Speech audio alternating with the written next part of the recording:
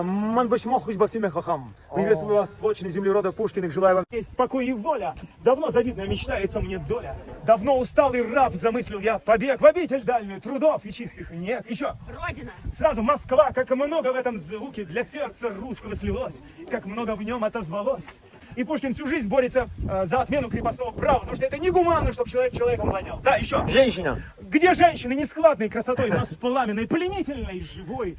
Где разговор на еду непринужденный, блистательный, веселый, посвященный? С кем можно быть ни хладным, ни пустым? Отечество почти я ненавидел. Еще. Балкон, пожалуйста. Ночной зефир струит эфир. Шумит, бежит, Гвадалквивир. Вот зашла луна золотая, тише. Гитары звон. Вот испанка молодая оперлась на балкон. Еще. Можете рассказать, какие вы стихи написали в этом селе? Да, конечно. Здесь было создано за 3 осенних приезда, за 5 месяцев осенних в сумме 68 высокохудожественных произведений. Здесь было создано 5 сказок. Еще, любое слово. Имя. Солнце.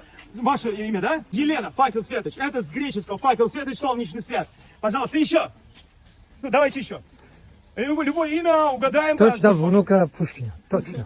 Я угадал. Жемчужина. Маргарита. Она же казалось бы Рита. Нет, Рита же переводится утро с латышского. Это другое имя. Да, еще. Твое слово.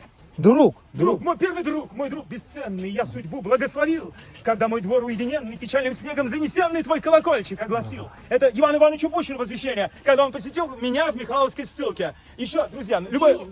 Гений, пожалуйста, всего, что знал еще Евгений, перечислять мне не досуг.